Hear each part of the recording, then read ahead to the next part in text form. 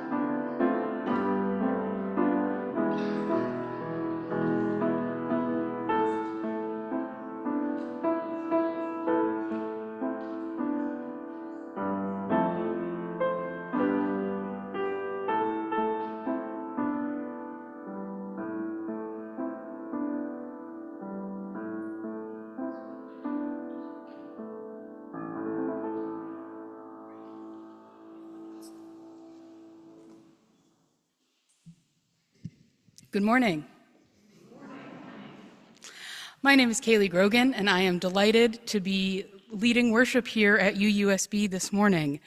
This is the congregation I consider my home, and I am always delighted to be back. I invite now Connor Grogan to come forward and light our chalice while I read these chalice lighting words from Kelly Wiseman Aspruth Jackson. Does the match love the wick? Does the wick love the wax or the air it consumes?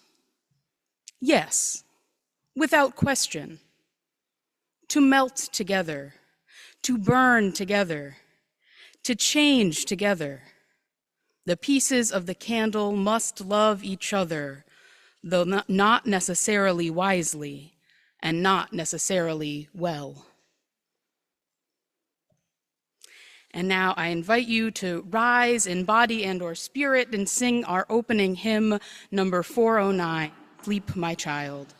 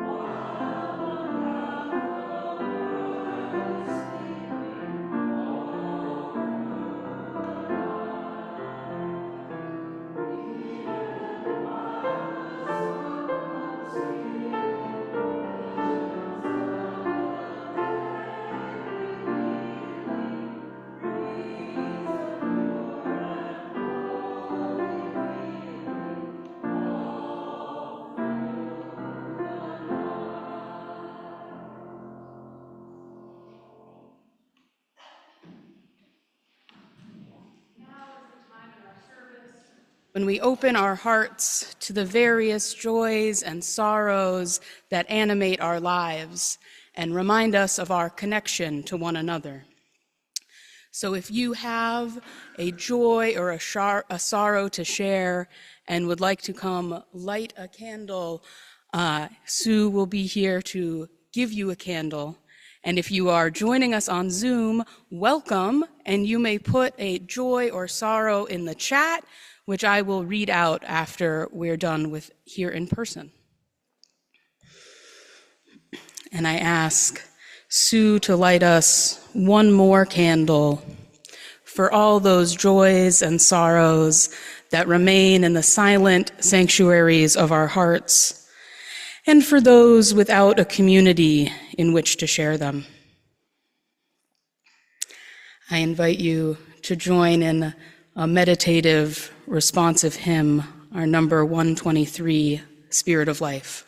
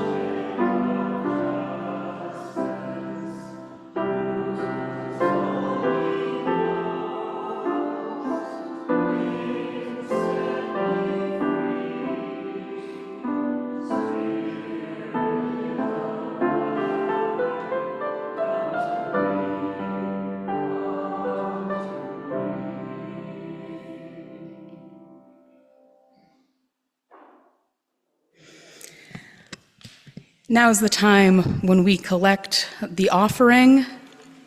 This sustains the life and the work of our congregation. And this month, as mentioned, half of the undesignated plate offering does go to the Bangor area homeless shelter, which a close partner of ours who does incredible work in this community. So please give generously if you are able. The offering will now be generously offered and gratefully received.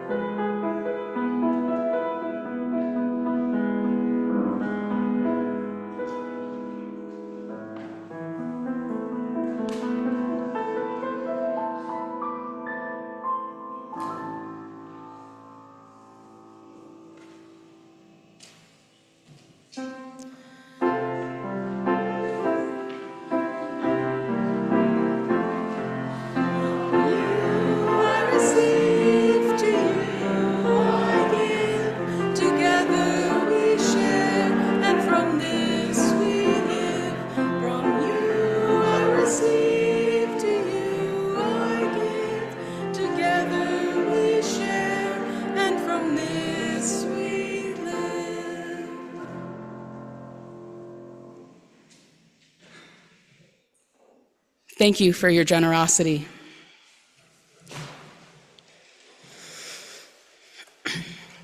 Our reading this morning is entitled Holding Vigil by Allison Luterman.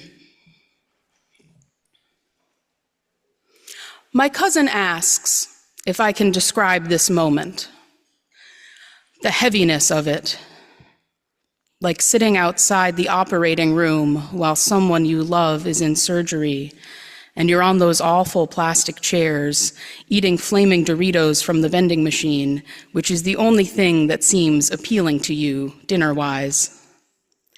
Waiting for the moment when the doctor will come out in her scrubs and face mask, which she'll pull down to tell you whether your beloved will live or not. That's how it feels as the hours tick by, and everyone I care about is texting me with the same cold lump of dread in their throat, asking if I'm okay, telling me how scared they are. I suppose in that way, this is a moment of unity. The fact that we are all waiting in the same hospital corridor for the same patient who is on life support. And we're asking each other, will he wake up? Will she be herself? And we're taking turns holding vigil, as families do, and bringing each other coffee from the cafeteria. And some of us think she's going to make it, while others are already planning what they'll wear to the funeral, which is also what happens at times like these. And I tell my cousin I don't think I can describe this moment, heavier than plutonium. But on the other hand, in the grand scheme of things, I mean the whole sweep of human history, a soap bubble.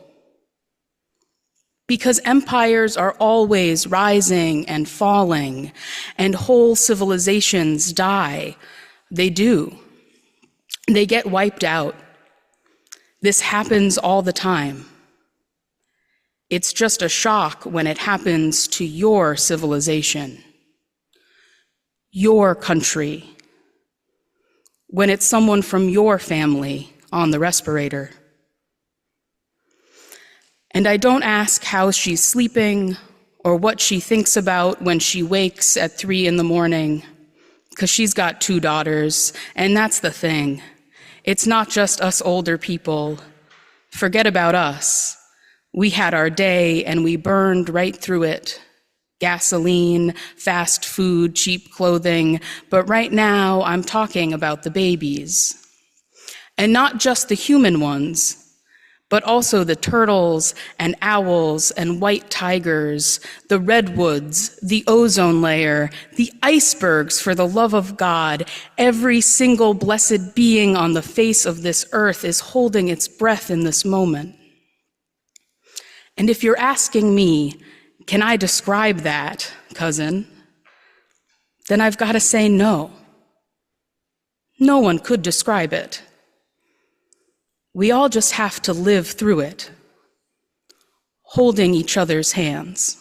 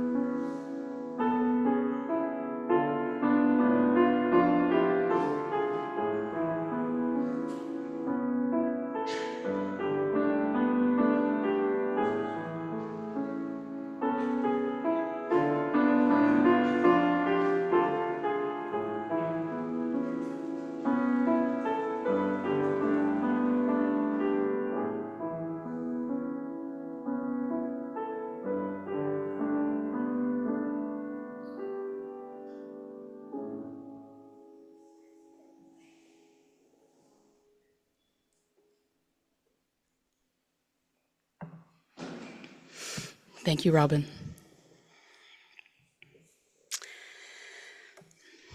As some of you may know, I am in the process of preparing for ministry in fellowship with the Unitarian Universalist Association. And one of the requirements of that process is at least 1 unit of clinical pastoral education, or essentially an internship in hospital chaplaincy.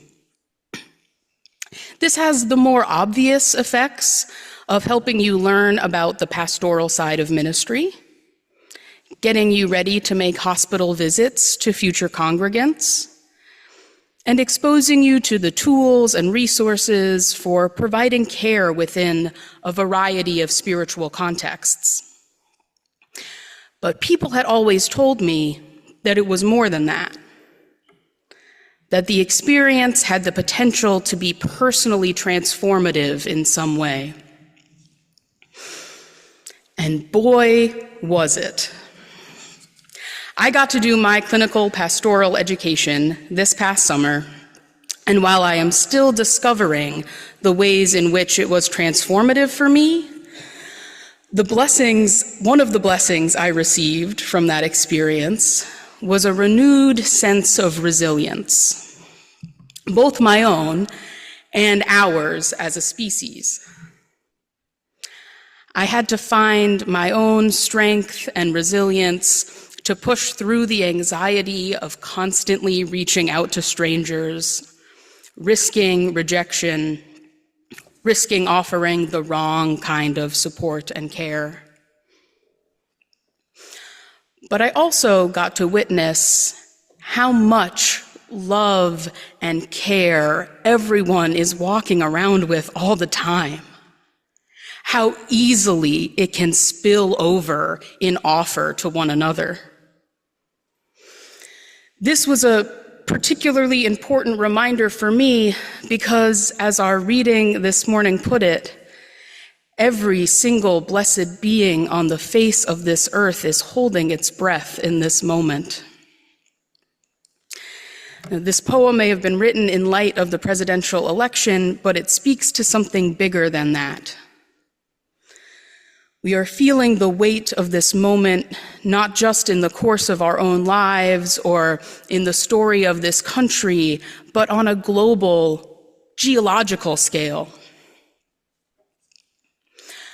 Many feel at a loss for the resources to carry on under the weight of this moment, to look at the new year ahead with hope and joy, rather than just fear or anger or desperation. My time at the hospital has helped remind me that our fear and anger and desperation at the state of the world all tap into the same source as the balm for these pains. This experience has helped show me more clearly and viscerally than ever how it is the depths of our love for one another that give us the capacity for such pain. My clearest personal example of this comes not from an experience with any particular patient, but from a story of my own childhood that my time at the hospital caused me to reflect on. I happened to be assigned to the burn intensive care unit. And I thought it was a little funny when I got this assignment, because one of the only times I've ever had to go to the hospital for a serious injury was when I badly burned my hand as a child. I didn't end up in the ICU or anything, but I wondered if serving in the burn ICU might bring up anything from this early childhood experience of mine. I didn't discover any new meanings on the actual experience of being burned and going to the hospital. Instead, I found myself with a better understanding of a different part of the story. It was Memorial Day weekend, and my parents had a couple of friends over for a little cookout in the backyard. After dinner, they made a campfire for the ambiance and the s'mores. So we're all sitting around the campfire. My brother and I are roasting marshmallows. My brother is older, he's about 8 or so at the time.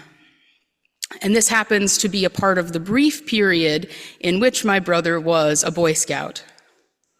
So we have a bucket of water next to the fire, a precaution we would not have taken if my brother had not been actively trying to earn his fire safety badge.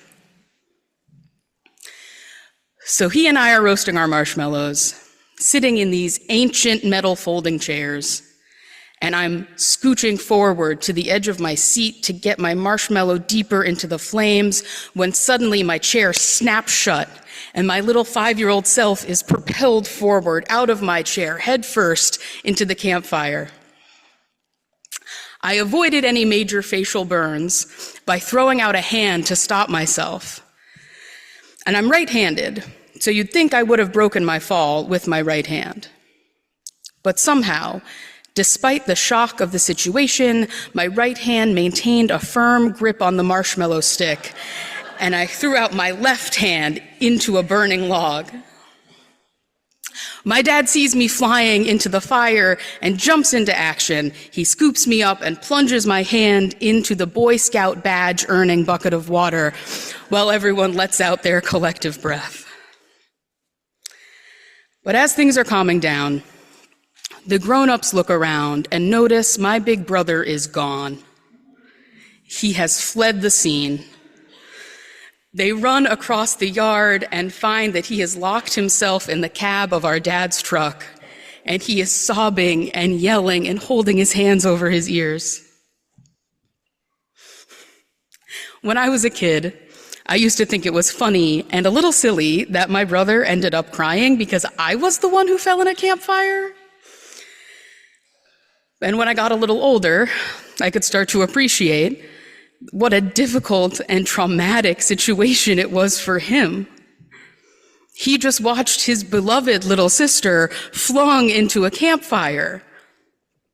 He was always a sensitive little kid, and in that moment just so totally overwhelmed by seeing someone he loved getting hurt that he had to go find somewhere where he could let it all out.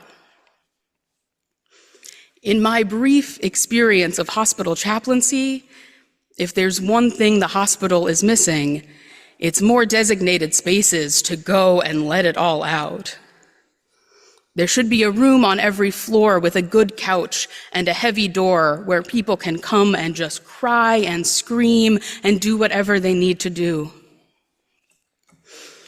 Over the summer, in addition to meeting patients, I met family members and dear friends who populated the visiting hours or who dropped everything to keep vigil, sleeping in chairs and bringing offerings of entertainment and non-hospital food.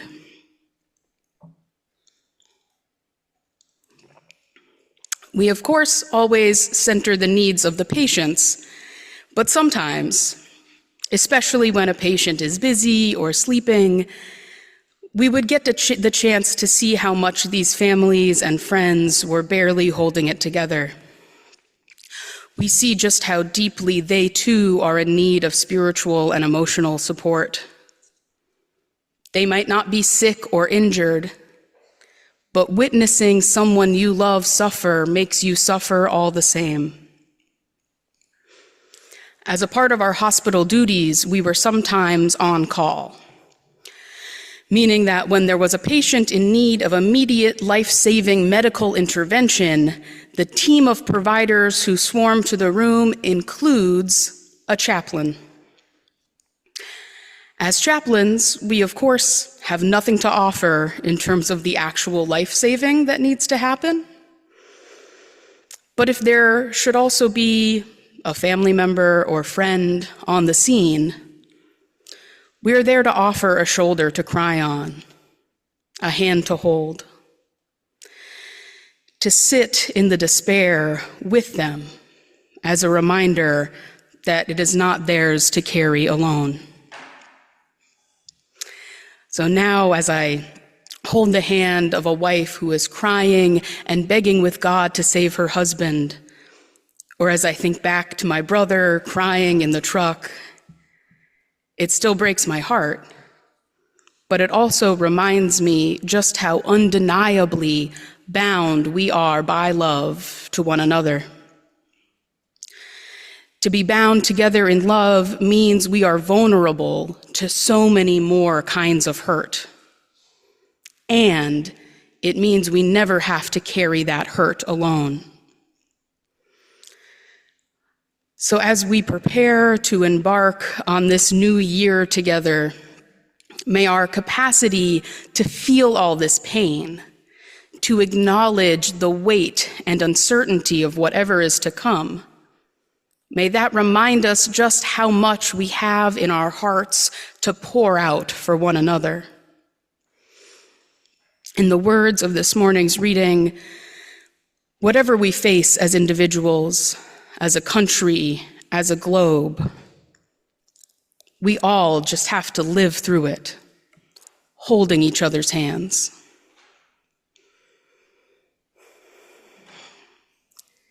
Blessed be. Now, in the spirit of that holding of one another, I invite you to rise in body and or spirit to join in singing our closing hymn, We Laugh, We Cry, 354, and we'll sing verses 1, 3, and 4, so skip verse 2.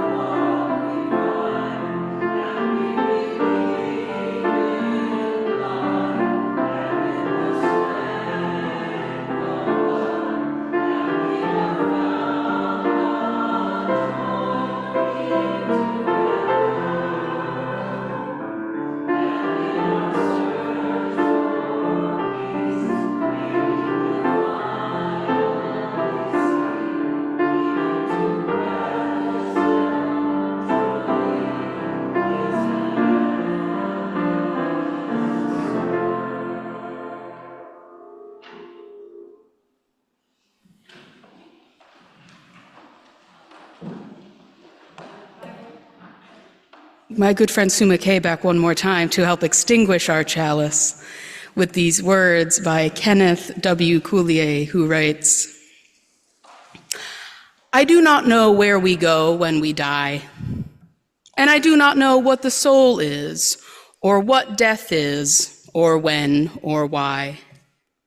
What I know is that the song once sung cannot be unsung, and the life once lived cannot be unlived, and the love once loved cannot be unloved. Blessed be. And I invite you to join in our closing and traditional sung benediction.